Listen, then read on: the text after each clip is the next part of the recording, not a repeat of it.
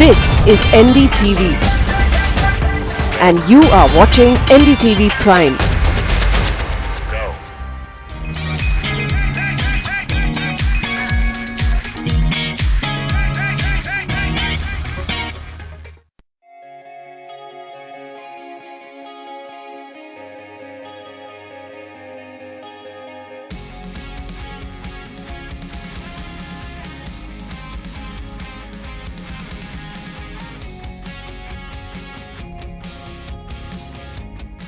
Joining us today, we have a really special guest, and the topic of conversation is not what we typically get into on this program. Yes, it is related to mobility, but not in the sense that you're used to with us. We're talking about smart mobility or the future of mobility, and of course the roles that will be played by the population around us, and also where that population lives in the smarter cities, or so we hope, of tomorrow. To talk about this with us, we have Sheryl Connelly from Ford, a futurist at Ford. It's very rare that I get to introduce somebody as a futurist. So, Sheryl, thank you, firstly, for your time. Thanks for having me. And welcome to New Delhi. It's great that we're having this conversation in New Delhi because we're a great example of everything that could go wrong and has gone wrong, perhaps, with chaos in our cities. But let me sort of take a few steps back here. And introduce our viewers to why at Ford this becomes such an important topic. Why is it a preoccupation of yours and your colleagues, and why is there a separate, almost division, working towards these solutions? So it's a really good question. Ford Motor Company is over 100 years old, and we have survived and thrived by making cars. And as we think about the next 100 years, we're shifting our focus. We'll always make cars, to be very clear about that, but we want to understand this transportation operating system, which includes mobility services, because in a city like New Delhi, adding more cars to the road is probably not what's going to best serve the people that live here.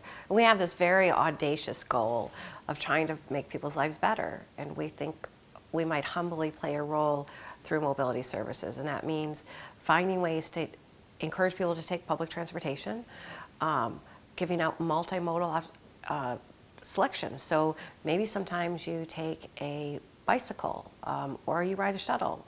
Other times you might drive your own car, but that you should have solutions, and those solutions should be designed to make the quality of life for everyone that lives in this area better. Which is, yeah, a great goal to have, by the way, because we feel it. I mean, you know the amount of let's say inefficiency in your daily schedule that comes from the time that's wasted on the road or chaos caused by it.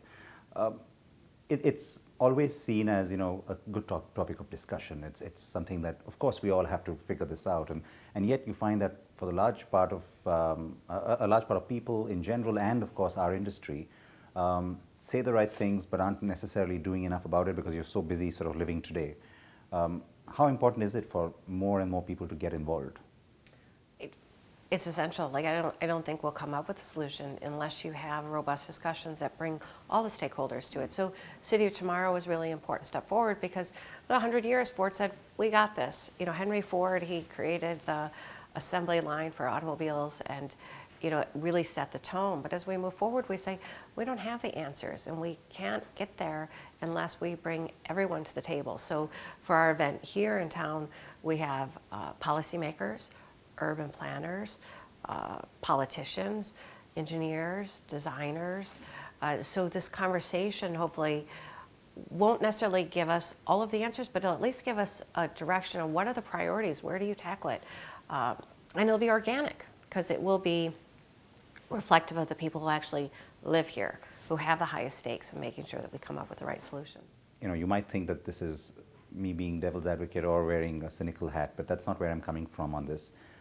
As a car maker, and essentially a company that's known, like you said, for more than 100 years for its cars, the question has to be asked, what's in it for you? Because if you find a solution that doesn't involve cars, isn't that detrimental? Isn't that sort of counterproductive for you? We're in the business of making money. So any decision or strategy we would put forward is, we're beholden to our shareholders to try to optimize the value of the company. So we're not here doing this for some sort of philanthropic purpose. And we do believe that there's great opportunity to be had there.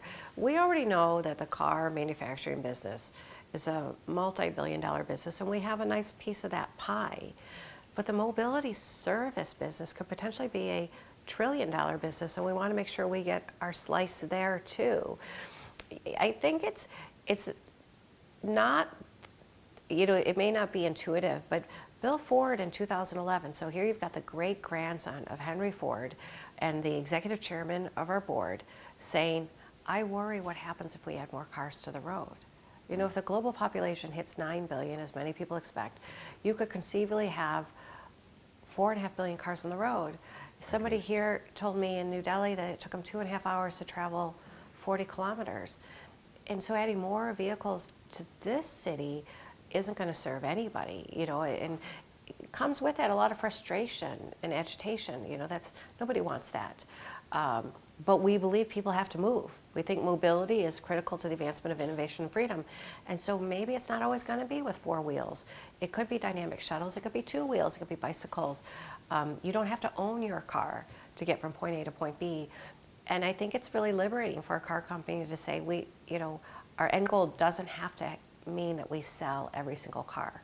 So let me understand this then. And of course, I have a certain, let's say, level of understanding on it already, sure. But for the sake of our viewer, would you say that even for you going forward as a business, you would approach this almost like a sort of a hybrid model, because it could be the supplier of vehicles to individuals, of course, which hopefully will carry on for a while. It could be supplier of individual vehicles, but to ride-sharing services. And then would you also come in as a service provider of sorts when it comes to other mobility solutions or other services which involve, let's say, a metro or, like you said, a bus feeder service?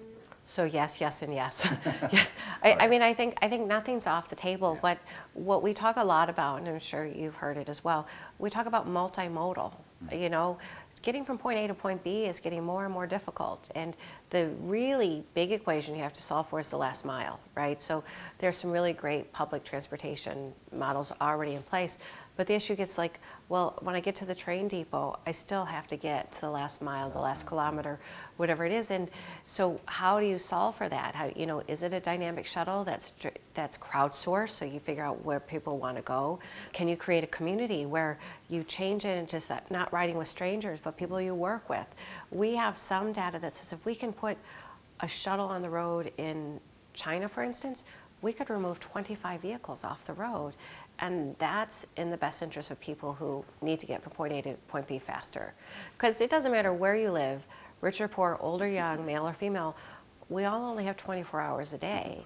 And ultimately, it seems the quality of life is determined by how much of that time can be spent doing what you really care about. Yeah, I think going forward, that's becoming more important to people as well across the world. Of course, it leads me to the sort of next crucial point when it comes to India. But very quickly, to also continue your earlier point about how this has to be a viable sort of business opportunity as well for a company like Ford. When it comes to that, what you just described about being sort of multimodal, how do you monetize that? Because there could be several stakeholders who are bringing all of this together.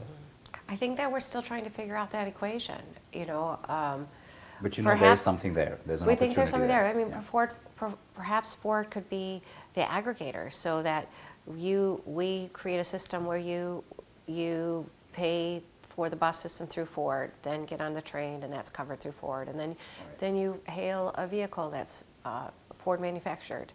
I think there are several different opportunities, and the opportunities are going to be driven by context. So every city is a reflection of the people that live in that city. So the solutions we come up with have to be reflective of their values and their priorities. So we do know enough to realize there's no silver bullet. There's no universal answer. There's not going to be one solution that we can figure out kind of in a lab and then place it everywhere else. And so that's why these conversations are so important, that they take place in the context in which we hope to actually implement our ideas. I remember, in fact, I guess it was about a year ago, we were in Dearborn for the event, and one of the things that sort of repeatedly came up as almost like a theme was that none of this is going to happen without technology. Technology is going to be the bridge. It's going to be the thread that sort of strings this all together. and also how, so therefore one of the stakeholders are the people behind that technology. A year down the line, is it still going to be a partnership of sorts, or do you now envision Ford also being a part of creating that technology? I think that we plan to create a lot of it, but we don't plan. We also know that we can't do it by ourselves. All of it, yeah. So there will be strategic partnerships, and even we look to some of the changing landscape of mobility, and I think it's been really great for the industry because it pushes the boundaries of what's possible. We can draw inspiration from these people. We can compete against them. Sometimes we can collaborate with them. So there'll be different opportunities along the way. So that actually, I know I had wanted to go in a different direction, but that reminded me of how, in fact, Bill Ford was here in Delhi a few months ago, and I had the chance to speak with him, and he mentioned this, that look, they don't have to necessarily be sort of rivals. The whole talk about how Google and Apple are becoming rivals to OEMs now, but again, they could be collaborators. Tell me, though, Sheryl, in your understanding of this entire, really vast area, which doesn't necessarily have boundaries right now, or may never. When you talk about a company like Google or Apple or any of these sort of, Bay Area giants who are looking at mobility and looking to get into this space, the context is usually autonomous cars and, so driverless vehicles. Mm-hmm.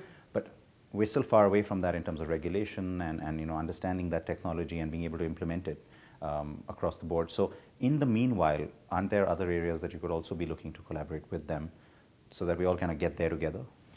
Definitely, and I think that's actually... Talking the same language too, by the way. I think that's already been part of what we've done. So, we have a feature on our vehicles called Sync. And Sync is our platform that pairs any Bluetooth-enabled device with the entertainment system of your vehicle. So you can say, like, call mom, where are the directions to this, whatever it is. But that was done through early collaboration with Microsoft, so those things that are there. And when you think about an automobile right now, I think there are a number of computers that are already in there. So it actually becomes rather fluid. Like when you have so many computers, when does a vehicle stop becoming, a car and turn into something else, a gadget? So it's a changing times, but I think we're not alone in that. Appliances, you see that, watches, there's this kind of convergence of what technology can enable, and it's been a really positive disruptor, I think.